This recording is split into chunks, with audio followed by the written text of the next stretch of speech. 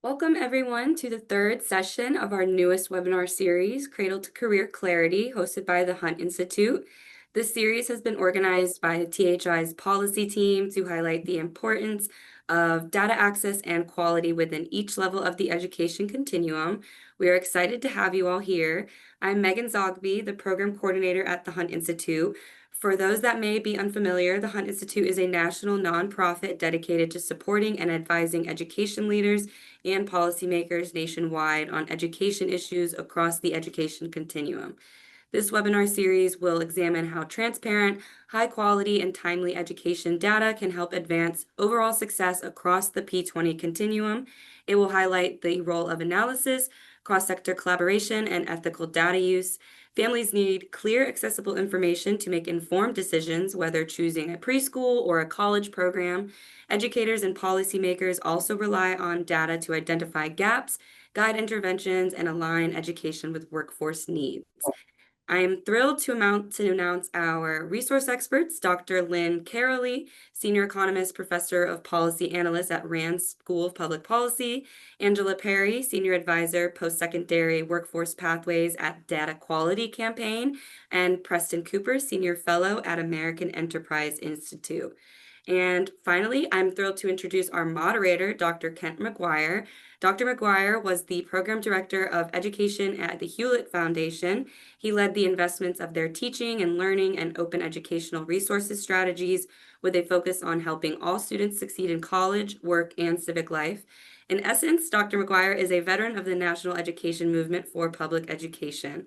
I will kick things over to Dr. McGuire to lead this discussion. Thank you all for joining. Thank you, Megan. I'm supposed to be retired, but Hunt Institute is finding a lot of things for me to do. So this just being one of them. But I'm I'm happy to be here, and I want to commend the Hunt Institute on putting such a strong panel together. I don't really have much to add to Megan's opening comments other than maybe to say this as a way of setting this discussion up. I really want to underscore the importance of high quality data to the work we do. I've actually worked with all three of the organizations that the folks on this panel work with in various ways, have leaned on them to, because the data helps us see patterns in relationships out in the world, which in turn helps us, shed light on the problems that it really makes sense to kind of focus on and set policies for.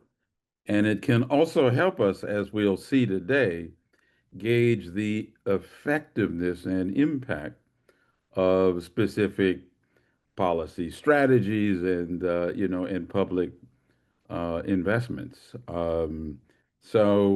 Let's just get right to it. I want to start with Dr. Carolee. A lot of her research, she's been at Rand a while, she tells me, has been on human capital, social welfare policy, um, and family well-being. And so some of her more recent work actually has to do with the focus on the use and quality of early childhood care and education. And the question I want to pose, Lynn, is how can um, benefit cost analysis help strengthen um, ROI metrics so that they reflect the long-term value of early childhood programs? Like, we have a tendency, I know, in policy circles to think in the short run. And I'm not sure thinking in the short run certainly is not the only way. I'm not sure it's the best way to think about these investments. I'm sort of really curious if you'd speak to that. Wonderful question, and thank you for having me. I'm delighted to be here on this panel and to talk about the issues that are before us. Much of my expertise has been in early childhood programs, and that can consist of childcare for the youngest children, but also moving to early learning programs like high quality preschool for children once they're a year or two away from kindergarten. And families are making decisions all the time about their need for care, the opportunities for their children in terms of early learning experiences. And our system currently requires families to pay, in many cases, most cases, for those costs. And families know their current needs for care relate to the need for parents to be able to work, but they also know that they want their children as early learners to have the best opportunities they can. And one way we can look at the value of those opportunities is to count up not only the ways in which families and children themselves benefit from participating in high quality childcare and early learning programs, but how the benefits that they experience spill over more broadly to the rest of society. And that's what we typically do in a benefit cost analysis. We look at all the ways in which both the participants in those programs, their families, but society more generally can benefit. We add up those benefits and we compare them to the costs, and that tells us the economic return. And what we've learned, largely because of high quality data and data that have allowed us to measure children and their development and the experiences that families have, is that those positive benefits are there and the data confirm that conclusion. And so having the high quality data that allows us to look at children soon after they've participated in early learning and childcare programs, but also follows them through time and tells us how much better they do in the education system, how much more likely they are to graduate and enter higher education, the stronger, higher lifetime learning earnings that they will experience. Those all contribute to those positive economic benefits. And we can measure those outcomes because of the kind of data and data system that Angela and her colleagues work on collecting and putting in place. I shouldn't have gone on the mute. Thank you. Next, we've got Angela Perry. Um, I've done a lot of work with DQC over time, so really glad to have you. And the question I have, Angela, for you is how can stronger P20 data linkages improve ROI measures while also giving students and families the information they need to make better decisions? I mean, my own sense is we're sort of in a world where, um, you know, making decisions at the family and student level is it really important. So I'm sort of curious what you'll share with us. Absolutely. Thank you, Dr. McGuire. And thank you to the Hunt Institute for creating this amazing group of folks, bringing this amazing group of folks together to talk about this. I am at the Data Quality Campaign, or DQC. And DQC really has kind of one line in the sand. We want data to work for people. So we advocate for state level P20W data systems that make that return on investment both comprehensive and actionable. In order to accomplish that, state leaders need to identify their priorities and then bring the data together necessary to accomplish those goals. And we believe that the best place to do that is in a state longitudinal data system, or SLDS. And again, we want that SLDS to include P through 20W data systems or data. So that means early education, K through 12, post-secondary education, and workforce data. And if you bring together that longitudinal spectrum, it allows you to do better assessments of that return on investment, that long-term outcome of different decisions that the student makes, as well as policy decisions that are made at the state level. So at the individual level, we can inform personal decision making. We can help folks gain access to their desired pathways. We can help them explore guided pathways or pathways that the state has evaluated to have beneficial outcomes in wage or employment outcomes. There are ways for students to be able to assess the cost of their programs versus the employment outcomes.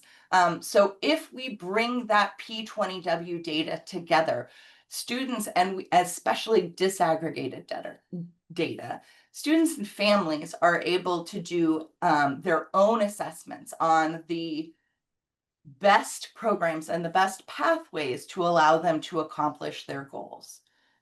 Beyond that, there's also benefit to the larger community, the state, employers, institutions, because accessing and completing post-secondary education benefits not only individuals and their families, but also that larger community and state group in a variety of ways. An example is that a better educated and higher paid population results in increased spending and tax revenue for states. It also, there are studies that show that more highly educated folks are more likely to participate in their communities as well as in civic life.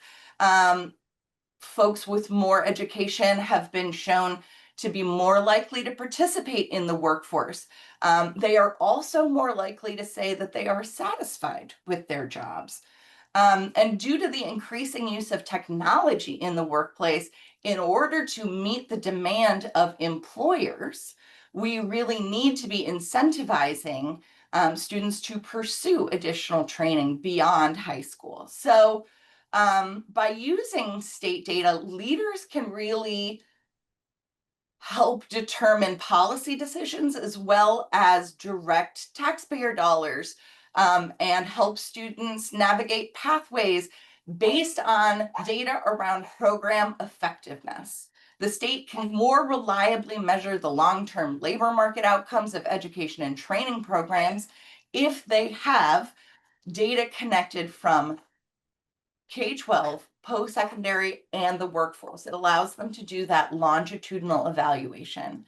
Policymakers can also continuously analyze if the credentials produced by the existing education system aligns with the skills demanded by employers, which allows them to make adjustments to curriculum, funding priorities, and incentives for institutions as well. So those are just some of the ways that data can really support trying to assess return on investment, not only for the individual, but also for state and education leaders as well. Angela, thank you. I think this whole idea of building a sort of a longitudinal picture is a pretty big deal. I'm not sure we've been good at it always. Getting better all the time, Dr. McGuire. So I may come back to you in a little bit and try to get you to maybe flesh out an example or two of Love where that. the idea of a P20, data set has made it. But let me get to Preston Cooper. And I understand, Preston, you actually have a short presentation you're going to use to kind of help us um, understand how data helps determine whether college and specific degree or certification programs really pay off. That's a pretty timely question as well, particularly as we think about the decisions families and students, need to make, right, about, their post high school options and opportunities. So I'm going to turn it over to you, Preston. Well, thank you very much, Kent, and thank you to Megan and the HUD Institute for bringing us all together for this very important conversation. I fully agree with you that it is really critical, especially at this moment, for students, prospective college students, to have accurate information on what the return on investment is of different post-secondary pathways, because polling data shows that a lot of students are actually losing faith in post-secondary education, that sometimes they're skeptical that it's always going to pay off. And so it's important for us to be able to highlight, using good, rigorous data, which of those post-secondary pathways are going to pay off and which might be a little bit more risky. So Megan told me something very dangerous, which is that I'm allowed to use slides. So I love charts, so I have some charts to show you. So please bear with me there. I'm going to see if I can share my screen here. I think you should all be able to see the chart that's there. So I want to start by just sharing what happens if we don't have disaggregated data, if we just have kind of very high level data on what earnings are by level of education. You can see here that, if you have a bachelor's degree, the median earnings for people with that level of education are about $1,500 a week, compared to only about $900 for people who have a high school diploma. So that's about a 2/3, boost in earnings. And people will look at that and say, great, well, college always pays off, end of story. Unfortunately, it's a little bit more complicated than that, as we see when we get into more kind of disaggregated data. There we go. Average earnings can be a little bit misleading. So number one, not all degrees are equally valuable. The median salary for someone with a bachelor's degree is $1,500 a week, but there's a huge range around that. And, some college graduates are earning lots of money. Some college graduates are actually earning barely even more than the typical high school graduate. So we need to be cognizant of that. We also need to recognize that, people who do pursue higher education tend to have different earnings potential than people who don't attend higher education. So just that kind of raw comparison of bachelor's degree earnings to high school earnings is not exactly, an apples to apples comparison. We need to take into account that as well. College also involves some costs. You might get a boost in earnings from college, but there's also some costs that you have to incur, not just the direct cost of tuition and fees, but also indirect costs. You're spending time out of the labor force. That could be time that you would spend doing something else that could help you gain experience and increase your earnings potential that way. And finally, and perhaps most critically, not everybody who attends college actually graduates. Only about 62% of students who start college will actually finish a degree or certificate within 6 years. So you might get, a reasonable bump in earnings if you actually finish college. But when almost 40% of the population are not finishing college, they're starting college but not ending up with a degree, that's a big risk that you kind of need to take into account when you're considering your different college pathways. And you need to be looking at, well, what is actually the track record of students graduating from this particular institution?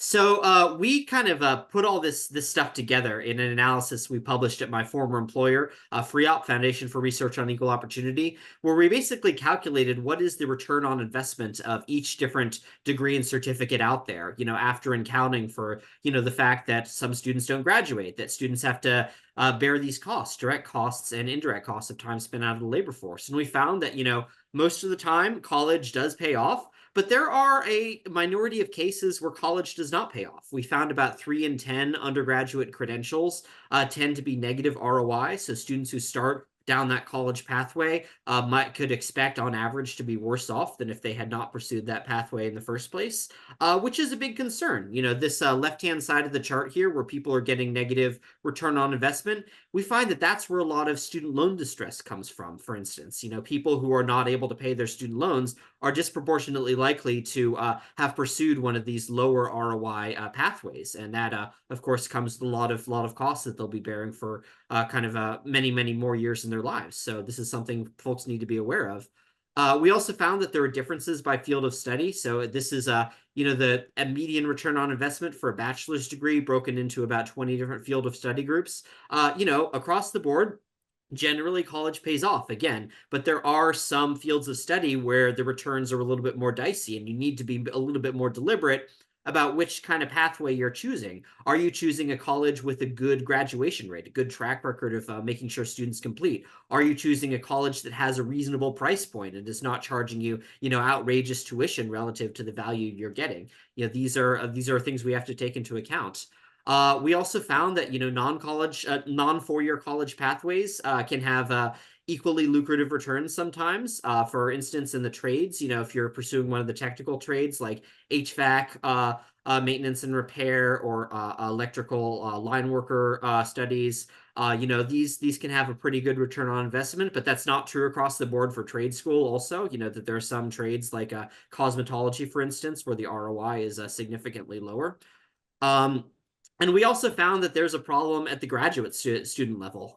We see that for master's degrees in particular, there are a lot of people who are pursuing a master's degree who are not actually getting an earnings bump that is justifying their costs, the investment in college. Sometimes the increase in earnings is very low and the costs are very high. They can sometimes run over $100,000 just for a master's degree. And sometimes people are not able to recoup those amounts in the labor market. So another thing that we have to be aware of, and that we can be aware of when we collect better data on earnings by educational attainment at the program level, we actually can distinguish different types of college pathways, different types of graduate school pathways, instead of just looking at the raw aggregate earnings for grad school versus college versus high school. So that's all the slides that I kind of have for you right now. Let me see if I can. How do I unshare my screen here? There we go. Stop share. It was hiding from me.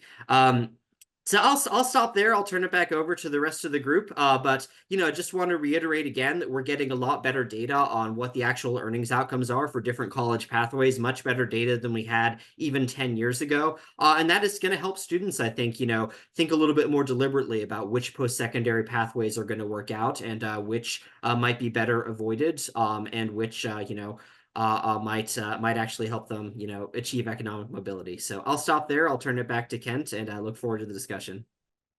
Preston, thank you. I mean, so we are sort of emerging from the dark ages. There's so much more we can know. When I think historically we've just taken for granted that if you just go to college, for instance, or to get a particular certificate, you'll be fine. Let's come back to that. As a reminder to the audience, you can start submitting questions using the Q&A feature at the bottom of your screen. And we will get a hold of those, and we may not get to all of them, but we'll figure out how to bring those into the discussion. But before I open the floor up to the audience, there's just one question I want to ask each of our panelists to take up. Um, you know, um, the having the data is one thing. Figuring out how to use it really well is another. And I'd really love for each of you to speak to this question of making education to career data useful and actionable from a return on investment point of view. And if you can name challenges in the use of these data, speak to how we might overcome some of those challenges. Lynn, I think I'll start with you. Wonderful, great question. I agree that as we get more and more data, we want to make sure we're using it in a way that really informs the choices that people are making, whether that's an individual, student, a family, a policymaker.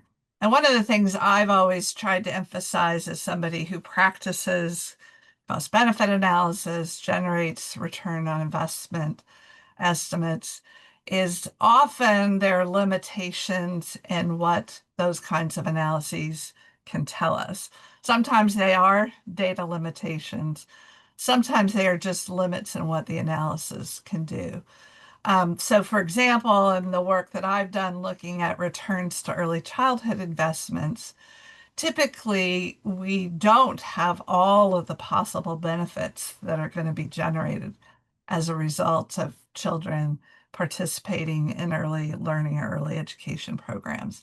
And so we end up with underestimates, and especially if we're comparing investments in early education to investments in some other area, we may not have an apples to apples comparison, a fair race. And likewise, I think when we're using some of these tools and the data to help inform students, young adults in making investments like in higher education, and so on, we don't always account for some of the factors that go into decision making. So are people making these choices just on the basis of how much they'll earn? It's purely a financial consideration. Or are they, for other reasons, choosing to enter fields like the arts, where they may not get paid as much as they would should they go into business or finance. And so we underestimate some of the non-pecuniary benefits of making the choices that people would make. They may be choices around the lifestyle that they want to live, the nature of the way they want to interact in the labor market and in the world. And so I think it's important to be clear about what we can measure, say just pecuniary benefits of particular degree choices or school choices versus a broader set of benefits that may motivate the choices people make. Likewise, I think we want to make sure policymakers have the information that's going to help them make choices. I think it's extremely valuable to see how certain fields and professions, one that we know have great public value, are very undervalued in the labor market. Education is certainly one example where if we look at the returns from a teacher year after year who's well trained, they're probably undercompensated for the public benefit that they are generating. And having that information can help those who fund public education think about the compensation structure for that workforce. Likewise, in many medical fields, we probably undercompensate those who are contributing to the benefits of the particular individuals they treat, but also society more generally. So I think there's a lot of nuance in some of these numbers and how we use them to draw conclusions and make decisions. Thank you, Lynn. Angela, what would you add? So I think Lynn already kind of hit it on the head, right? But I would say, in the spirit of not letting the perfect be the enemy of the good, we do have a lot of data. States already have a lot of data, different agencies.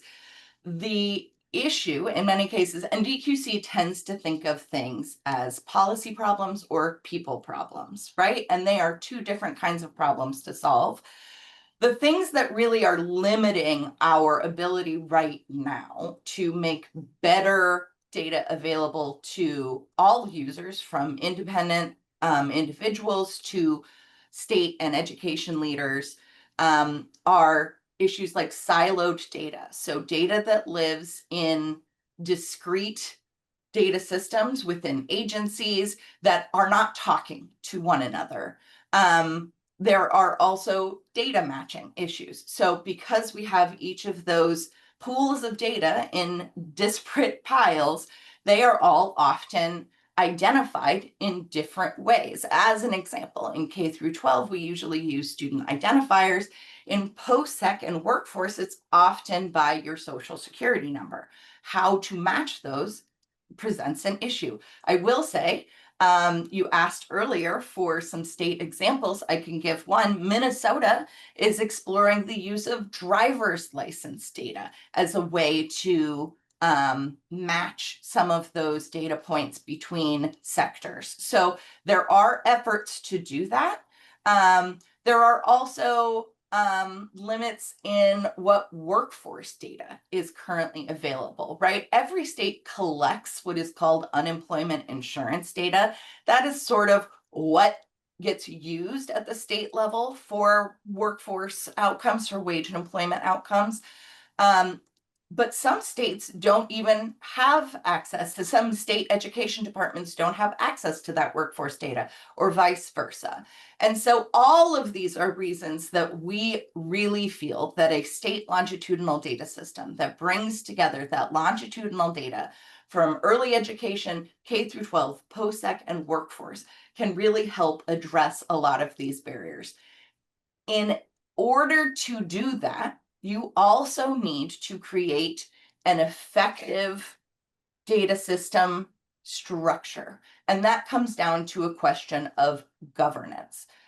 Many states have faced challenges in creating effective, long-lasting systems because they lacked the governance to create the conditions for that system to thrive. So we really believe that codifying cross-agency governance is really critical when you are trying to create data systems to solve problems and to really create policy, etc. And that is going to mean that you create shared decision-making and inclusive representation. States need to codify this in law in order to ensure that ongoing collaboration, transparency, and longevity for the system. Where we've seen success, it's been where governance includes representatives from all contributing agencies such as K-12, higher ed, workforce, even health and human services. Some states are expanding to include criminal justice data, but bringing all of those pieces, all of those pools of data together so that they can be used to do longitudinal assessment means that you have to bring all of those contributing agencies to the table, both to create buy-in, but also so that you can create reciprocal value, give value back to those participating agencies so that they see the value and so that they can improve their own policymaking, student support, etc. services. Without strong governance, really even the most robust SLDS will struggle to meet its full potential. We really believe that that also will help you bring together that data to accomplish state goals. So once states have codified their governance structure, leaders, advocates, etc., really have to try to take steps to identify their education and workforce priorities and then integrate the data that is necessary to accomplish those goals, right? We also see that investments in those state data systems are really important.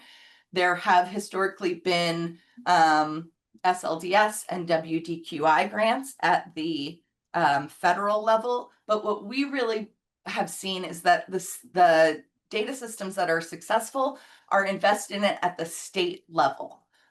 So again, those are all things, those are all puzzle pieces that when put together can help create a more effective, more sustainable data system to really try to address some of those issues and to benefit both individuals and the state.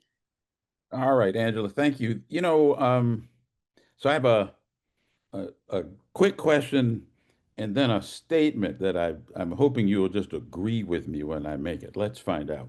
The quick question is, how many states currently have a P20W data system? Just like how common is it, right now? It's a great question. It depends somewhat on what your definition is. But we can safely say that at least 2/3 of states have some level of P20W system, some connection.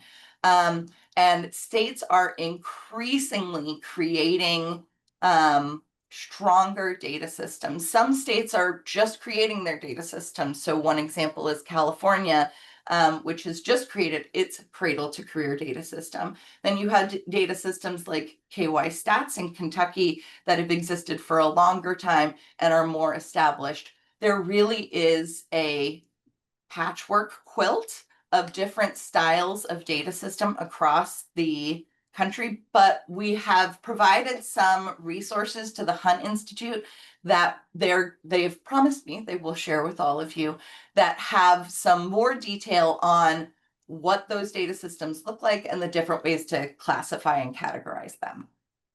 Okay, and the thing I want you just to say, yep, you're right, Kent, is this, that to your point about governance, this business of figuring out who the stakeholders are Mhm. is a big deal. Uh, Yes. Working through the different accountability structures that are usually sitting in the background to these data sets, understanding that probably a big deal. Um, and as much guidance and transparency about the use of these data once you've pulled them together is probably also a big deal if these P20W systems are going to have a shot of working over time. You agree with me, right? I do absolutely agree with you. I think that long term, these data systems will be critical for trying to address all of those issues. And I think that as states invest more in their source data systems, so those agencies that are already collecting data, as we invest more in those source systems, we improve the overall state data that can be combined and to create data systems. So I think all of that is on the nose. Okay. Not forgetting you, Preston, I want to turn to this question of challenges in making the data actionable, um, both for policymakers and for students and families. Two different kinds of stakeholders, if you will. I'm sort of curious what you would add in the way of challenges to make the data useful. Absolutely. So, we've talked a lot about, how these data could be used by policymakers and how these data could be used by students, both of which are incredibly important categories of using the data. But I also don't want to ignore the role of third parties in potentially being able to use some of this data in order to discipline the market a bit. And I'll take an example from many years ago when program level data on outcomes at the post-secondary level started becoming available. So under the Obama administration, they had the first version of a rule called gainful employment, which basically tried to hold schools accountable when they were offering programs where student debt was very high relative to what graduates were earning. And so they released a big data set of all the programs that had really terrible, debt to earnings ratios. And there are a lot of the usual suspects on there, the Corinthian colleges of the world, some cosmetology schools. But then the New York Times was digging through this, and they found that there was a graduate certificate program from Harvard University that was on this list of really high debt to earnings ratio programs. This wasn't their main, their main degree program in theater, but this was a graduate certificate program in theater that had triggered this debt to earnings ratio. And so the New York Times wrote this up. Why is Harvard offering this program that is leaving students under mountains of debt that they're not going to be able to repay when they're earning $25,000-$30,000 once they come out of this certificate program? And Harvard looked at that data and they were like, wow, we had no idea this was going on. And they actually closed that certificate program because they realized that that was not working for students. And they decided to, redirect those resources towards, other types of degrees and certificates in theater that might have a bit of a better payoff for students. And I think that's a really fantastic example of how, journalists and other third parties getting access to this publicly available data, doing their own analyses and, publishing things, promoting narratives that can really help discipline the market for higher education and actually cast a bit of light on, some of these programs that are not working out well for students. Of course, student choice is important as well, but I think we sometimes underrate the ability of these third-party users of the data to use it in ways that are really beneficial to making the market work better for students. Thanks. Um, we're starting to get a question or two in the chat. Angela, one came up asking if there are examples of data tracking from birth in these P20 systems that might serve as a model. I might turn around and ask Lynn how easy or hard it would be to do I that. think Lynn might have the better answer to this question, but I will say no. As far as I am aware, there is no state level data system that is connecting birth through. I will say, and Lynn will probably follow me on this, early ed, even just early ed, is the least explored area of the P20W. It's where it's the Wild West, right? And so I think that the idea that we would go back to birth is at this point a little ambitious. But Lynn, let me turn it over to you. Yeah, I would agree that there's a reason we start with P rather than B in your acronym. Um, there are states, I believe, that have talked about it. We assign children now at birth, in most every case, a social security number. But there's also a reason why we don't always want to use that as the identifier that we use to track people throughout their lifetimes.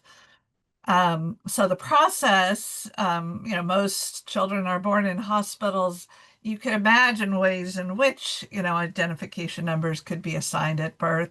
And then every time you enroll in a program before you get to kindergarten, childcare, early learning, you would provide that identifier. So it's conceivable that this could be done, but the resources required to do it, we haven't really talked about this, but I think at this age it would be even greater concern to parents about privacy and protecting the identity of their children if you were to have a system that started that early. So it's a challenge, and it's one that hasn't really been fully addressed. Most of the ways that we do it now is that we do it for small samples of populations that we work with who might participate in a given program. Sometimes we ask questions on a survey retrospectively to see, was your child in this program or were they in a pre-K program? It's now kindergarten. We can find out what they were doing a year ago. So we can try to fill in some of that missing information that we aren't collecting prospectively. So we do what we can, but it's not really where the state of the field is, I would say now, and there will be challenges to get to that point. I'll just plus one. Oh, I'm so sorry, but I'll just plus one the importance of privacy and data security as we are building these data systems. That is, I should have said it earlier, is a really critical piece of building an SLDS or any kind of longitudinal student level data system. And it's one of the reasons that we historically have not used social security numbers, right, for students younger than 18. So all of that to say, plus one to everything Lynn just said, and really underlining the importance of privacy and data security. Yeah, I would also add that privacy is the number one objection that I hear when as resistance to, expanding the data capabilities. We've had this fight about student unit record, for instance, at the federal level for ages. Privacy is the big objection raised there. And so that just really highlights the importance of getting the privacy right, making sure there are no breaches or anything like that, because that will just add, for people who are skeptical of having more data, that will add a lot of fuel to the fire if there's any kind of privacy issue. So it absolutely needs to be something that is taken as seriously as possible. Yeah. Lynn, one of the challenges I thought you might have raised, so maybe it isn't one, is just the variation in how early childhood is provided, Mhm. at least in the US. It seems to me that there's a lot more variation in structure and in funding and the like than, let's say, in K-12. Mhm. And that, maybe you've solved the data issues related to that. But does that make the ROI work easier or harder, or does it matter? Well, it definitely is a challenge, although there's certainly a lot of variation in the K-12 world as well in terms of what children experience as they progress through the public or a private education system. Much of what we know about ROI comes from, I mentioned, smaller studies or ones focused on a particular program. So studies of Head Start, studies of particular education models, curricula, for example, or studies of a given state's publicly funded pre-K program. And there we can get a much better handle on what it is that that program is doing, what it's offering the children and families that participate. And in some cases, we will go in and measure aspects such as quality to try to see what it is that a given program is doing. And you're right, to have that kind of information on all programs would be very challenging. Although there are features, for example, most states by now have quality rating systems as part of their licensed childcare that collects systematic information about childcare providers. Same thing around publicly funded pre-K programs. So again, our data are growing to help us understand, better and better what are the features of any given program so that we could potentially link that to outcomes. And we know to measure what are probably the most important features to measure. We don't have to measure everything, but we know what factors are key and can try to zero in on those. That sounds like a really big deal. I mean, the sort of the better we get at knowing what to measure, Mhm. right? And in terms of the correlation between quality and impact, that seems like that'd be really important for Mhm. policymakers to know. And I think Preston's presentation was kind of surfacing that same, dynamic. Not all higher ed programs or fields are created equal. Mhm. Um, and I wonder, Preston, if you could say a little more about how ROI and outcome data help schools and districts align their academic programs with workforce needs. That feels to me like another struggle, sort of historically. We've sort of assumed these things are lined up, but especially in today's workforce, you think about the implications of AI and the like. My hunch is that getting that kind of alignment isn't always clear or straightforward. But what would you say? That's absolutely right. So when we talk about how students can be users of the data, we talk about how policymakers can be users of the data. Institutions are probably some of the most important users of the data out there, because we kind of take it for granted that oh, they must know what the outcomes of these programs are, but that's actually not the case. Sometimes you put data from the college scorecard or other longitudinal data systems in front of colleges, and they'll be surprised. They'll say, I actually didn't know that this program I was offering was leading to wages that are that low. That's actually, very surprising to me. We need to make some changes here. And this kind of program level, institution level data on earnings for graduates has really only been available at a national scale for the past 6, 7 years or so. So there's still a lot of work to be done in terms of getting that data in front of institutions and making sure that they understand the ramifications there. But you're absolutely right. that this can be helpful to schools when they're deciding, what program should we scale up, where are the workforce needs going to be, because they can look at, where are places where graduates tend to be getting higher wages. That is the market, the labor market telling us that we need more workers in this field if the wages are very, very high for that field. And of course there are some fields that do have a lot of social value, societal value that don't pay quite as much, and I don't want to dismiss that. But for a lot of fields, when the wage is very, very high like that, that is the market telling us that we need more workers trained with this particular set of skills, and so that should be a signal to colleges to say, hey, you should expand these programs because your graduates are actually doing very well in these fields, and we want to make sure that we're getting more people with this kind of skill set. And ironically, students are figuring this out faster than colleges are. So we put out some research just a couple months ago showing that students are choosing fields of study that have higher wages at much greater rates than they were in the past. I mean, fields like nursing and engineering have seen huge increases in student enrollment, even as overall college enrollment has been flatter or even declined. And that's because students are starting to become aware of the fact that some of these fields of studies do pay off much better than others, and they are choosing them in greater numbers and leaving colleges to play a little bit of catch up in order to actually expand capacity to enroll all the students who would like to choose that field of study. So yes, hugely useful source of data for institutions as well as students, and I hope that we can get as these data systems mature and become more sophisticated. I can hope that we get the data into the hands of more institutions because they can certainly do good things with it.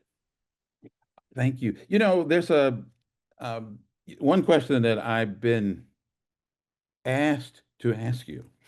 Has to do with a time when the ROI or outcome data directly influenced a decision that improved education and or career pathways for students. I mean, any of you could speak to that. The reason I want to pick on Lynn first, though, is that there was a question in the Q&A um, having to do with whether or not um, there are examples of or possibilities for parents making decisions about early learning opportunities to sort of access and use data about the quality of these programs. I worry that the data are increasingly there. How accessible that data, these data are to parents is unless the providers make it available. I'm sort of curious about that, and then I'm also curious about whether or not the bigger question is, can they afford it? But but talk to that, and then I think we still have a little time to see if Preston and Angela have a really useful example. Well, I'll be quick. First of all, I mentioned quality rating systems across the states, and most of those systems do publish the results of the quality measurement in order for parents to have that information and factor it into their decision making. For many families, they are constrained either because of cost or their needs for care in a particular location or certain hours of care, that other factors may have more weight than an indicator of quality. But in many cases now, families have that information. In terms of evidence of impact, I would say that one of the reasons we've seen an increase in investments on the part of the public sector, largely happening in states and localities, particularly in early education like pre-K programs, has been the evidence of the economic returns. So that message was propagated, became part of the motivation for states going beyond the federal investments in early childhood to add to what the public sector is doing to make those opportunities more available for families with young children, but also of higher quality. Now we're sort of 5 minutes left, almost less than that. And so, Angela, let me ask you this same, do you have a good example of where these kinds of data have really been um, effective for helping educators and parents, um, understand and make good decisions? So I think that there are some really interesting tools being developed. Texas has some very interesting stuff, Colorado, where they are trying to use data to build um, tools specifically to help individuals navigate their pathways. My Texas Future is one that immediately comes to mind, so you may take a look at that. But there really are a lot of states. I don't want to limit myself. There are a lot of states that are really trying to think about how to make this data actionable for individuals. Also trying to think about how to build those data tools for all users, right? So an individual is one very important data user, but there are also counselors, educators, principals, district leaders, state education leaders. All of those folks also need the appropriate data analyzed in a tool in a way that they can make actionable to inform decisions. So I think all of those are really important steps. Thank you. Um, with 3 minutes to go, Preston, um, here's the question I want to ask you.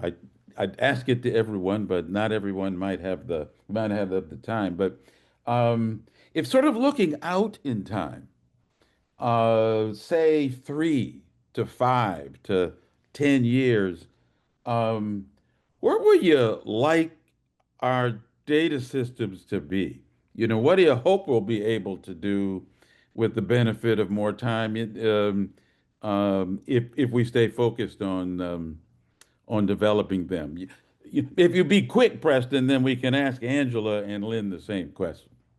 It's a great question. So we have the bones of a lot of great data at the post-secondary education level today. I mentioned the college scorecard, which the slides that I showed you earlier, that was based on data from the college scorecard, which basically shows, earnings for college graduates, 1, 2, 3, 4, 5 years after graduation. But there are some holes in that data. So for instance, it excludes students who do not use Pell Grants or student loans because the education department is not currently able to track those students and their outcomes in the labor force.